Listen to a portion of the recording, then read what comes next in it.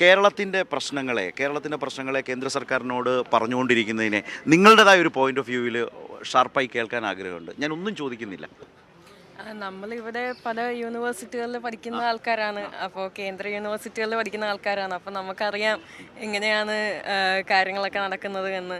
അപ്പോൾ സ്റ്റുഡൻസിന് ഇവിടെ തന്നെ നല്ല അവഗണനയുണ്ട്. അപ്പോൾ കേരളത്തിലുള്ള അവഗണന നമുക്ക് മനസ്സിലാക്കാൻ പറ്റുന്ന കാര്യമാണ്. അതിനെതിരെ പ്രതിഷേധിക്കാനാണ് നമ്മളിവിടെ വന്നിരിക്കുന്നത്. സംസ്ഥാനത്തെ ഇങ്ങനെ പണം നൽകാതെ ഞെരുക്കുക എന്ന് വെച്ചാൽ ആ നാടിൻ്റെ അവസ്ഥ എന്താവും? ഇപ്പോൾ ടീച്ചർ ഇപ്പോൾ പറഞ്ഞതുപോലെ തന്നെ നിങ്ങൾ ഓൾറെഡി ഡെവലപ്പായി, അതുകൊണ്ട് നിങ്ങൾക്കിനി പൈസ ഇല്ല എന്ന് പറയുന്നത് എവിടത്തെ ലോജിക്കാണ്? അപ്പോൾ ഉള്ള ഡെവലപ്മെൻറ്റ് പിന്നോട്ട് പോയിക്കോട്ടെ എന്നാണ് അവർ പറഞ്ഞു വെക്കുന്നത്. നിങ്ങൾ ഡെവലപ്പ് ആവണ്ട, നിങ്ങളുടെ വ്യക്തികൾ ഡെവലപ്പ് ആവണ്ട എന്നൊക്കെയാണ് പറയുന്നത്.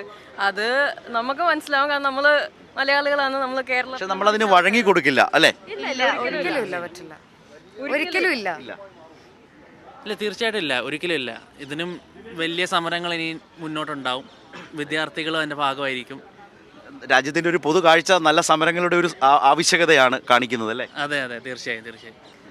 കേരളത്തിന് ഒരു അടിച്ചു താഴ്ത്താൻ വേണ്ടി കുറേ ശ്രമം നടന്നിട്ടുണ്ട്.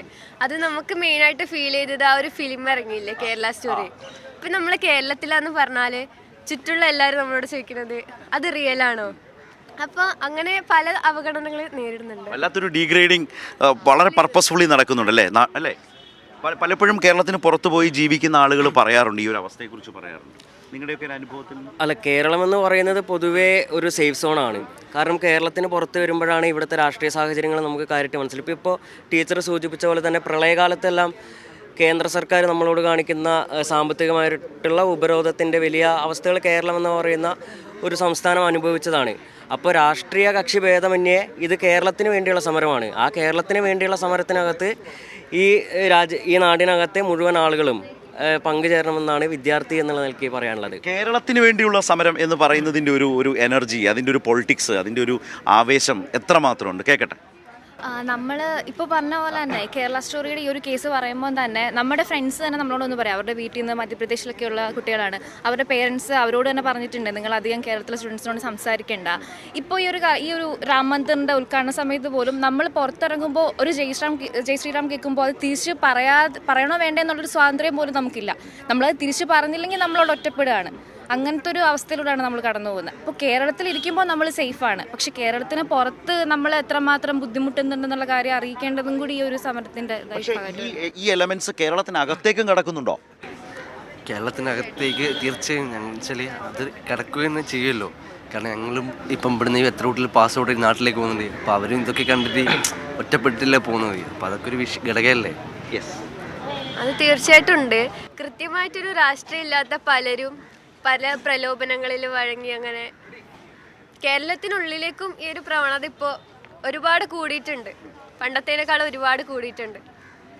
നമ്മുടെ നാട് ഭയങ്കര സെക്യുലറായിട്ടുള്ള ഒരു വലിയ സ്പേസിൽ നിന്ന് ഇത്തരം എലമെൻസിൻ്റെ ഒരു കടന്നുവരവിൻ്റെ ഒരു കടന്നുകയറ്റത്തിൻ്റെ ഒരു സ്പേസ് ഡൽഹിയിലൊക്കെ ജീവിക്കുമ്പോൾ നിങ്ങൾക്ക് കൂടുതൽ തോന്നാറുണ്ടോ? നമുക്ക് നാട്ടിൽ നിന്ന് വരുമ്പോൾ നമുക്ക് സർട്ടൺ ആയിട്ടുള്ള പ്രിവിലേജ് ഉണ്ട്. അത് പുറത്തെത്തുമ്പോഴാണ് നമുക്ക് മനസ്സിലാവുക. ഇപ്പോൾ ക്ലാസ്സുകളിലാണെങ്കിലും നമ്മൾ കേരളത്തിൽ നിന്നാന്ന് പറയുന്ന സമയത്ത് നിങ്ങൾക്ക് ലിറ്ററസി ഉണ്ടല്ലോ, പിന്നെ എന്തിനാണ് നിങ്ങളെല്ലാവരും പുറത്തോട്ട് പോകുന്നത്? ഇപ്പോൾ കേന്ദ്ര സർക്കാർ നിങ്ങൾ കുറച്ച് മെച്ചപ്പെട്ടില്ല, അതുകൊണ്ട് നിങ്ങൾക്ക് പണം തരുന്നില്ല. അതാണ് പ്രശ്നം. എന്തുകൊണ്ടാണ് ഒരേ ഇതിൽ സ്റ്റാഗ്നൻ്റ് ആയിട്ടാണ് പോകുന്നത്? ഒരു തരത്തിലും നമ്മളെ വളരാനുള്ളൊരു ഇത് നമുക്ക് ചെയ്തു തരുന്നില്ല എന്നുള്ളൊരു സാധനമുണ്ട്. അപ്പോൾ അങ്ങനത്തെ കുറേ കാര്യങ്ങൾ ഇപ്പോൾ നമ്മൾ പുറത്തിറങ്ങുകയാണെങ്കിൽ കേരളത്തിൽ നിന്നാന്ന് പറയുമ്പോഴുള്ള പല പ്രശ്നങ്ങളും ഉണ്ട്. അപ്പോൾ നമുക്ക് ഫ്രീഡം ഓഫ് സ്പീച്ചും അല്ലെങ്കിൽ ഒരു തരത്തിലുള്ള ഫുഡ് കഴിക്കാനോ, അപ്പോൾ എന്ത് പറയുമ്പോഴും നമ്മൾ പേടിച്ചിട്ടാണ് അവരോട് പറയുന്നത് എന്നുള്ളൊരു സാധനം വരുന്നുണ്ട് നമുക്ക്. അങ്ങനെ കുറേ കാര്യങ്ങളുണ്ട്. അപ്പോൾ കേരളത്തിൻ്റെ ഒരു ഫൈറ്റ് ഇപ്പം നാഷണൽ ലീഡേഴ്സ് എല്ലാം പങ്കെടുക്കുന്നുണ്ട്. ശരിക്കും കേരളം അതിനകത്തൊരു ഇന്നത്തെ ഒരു രാഷ്ട്രീയ കാലാവസ്ഥയിൽ കേരളം ശരിക്കും ഒരു പുതിയൊരു കാഴ്ച, ഒരു മെസ്സേജ് കൊടുക്കുന്നുണ്ടോ? ഒരു കണ്ടന്റ് ഷെയർ ചെയ്യുന്നുണ്ടോ? കാരണം നമ്മൾ മനസ്സിലാക്കേണ്ട കാര്യം എന്ന് പറയുന്നത്, ഇപ്പം കേരളം എന്ന സംസ്ഥാനം എല്ലാ കാലഘട്ടത്തിലും മതേതരത്വത്തെയും ഇന്ത്യൻ ഭരണഘടനയെ ഉയർത്തിപ്പിടിക്കുന്ന ജനതയുള്ളൊരു സ്ഥലമാണ്. ഇപ്പോൾ BJP കടന്നു കയറാൻ പറ്റാത്ത ചില ചുരുക്ക സ്ഥലങ്ങളിലൊന്നാണ് കേരളം. അപ്പം നമ്മളെ സാമ്പത്തികമായി എങ്ങനെയും ഉപരോധിക്കാം, നമ്മളെ കൂടുതൽ ബുദ്ധിമുട്ടിക്കാമെന്നാണ് ഈ കേന്ദ്ര സർക്കാർ നോക്കിക്കൊണ്ടിരിക്കുന്നത്. കാരണം അത് അവരുടെ രാഷ്ട്രീയ അജണ്ടയാണ്. അപ്പം മറ്റുള്ള സംസ്ഥാനങ്ങളെ തമിഴ്നാട്, കർണാടക പോലെയുള്ള സംസ്ഥാനങ്ങളും വലിയ രീതിയിലുള്ള പ്രതിസന്ധിയിലാണ് പോകുന്നത്. അപ്പോൾ ഈ നാട്ടിൽ നമ്മുടെ ഇപ്പം ഈ അടുത്ത് തന്നെ രാം മന്ദിർ വരുന്നു, കൂടുതൽ വേഗത്തിൽ ഹിന്ദു രാഷ്ട്രത്തിലോട്ട് നമ്മൾ നടന്നുകൊണ്ടിരിക്കുമ്പോൾ കേരളത്തിലെ ഇടതുപക്ഷ ഗവൺമെൻറ് തന്നെ നേതൃത്വത്തിൽ ഈ പ്രതിരോധത്തെ, ജനാധിപത്യത്തെയും മതേതരത്തെയും സംരക്ഷിക്കാനുള്ള ഈ പോരാട്ടത്തെ മുന്നോട്ട് കൊണ്ടുപോകുന്നത് വളരെ അഭിമാനകരമാണ്. ഒരു മലയാളി നിലയിൽ ഒരുപാട് അഭിമാനമുണ്ടായി. ഏറ്റവും ആവേശകരമായിട്ടുള്ള നാടിനെക്കുറിച്ചുള്ള കൃത്യമായ ബോധ്യമാണ്. ഡൽഹി യൂണിവേഴ്സിറ്റിയിലാണ് എല്ലാവരും അല്ലേ?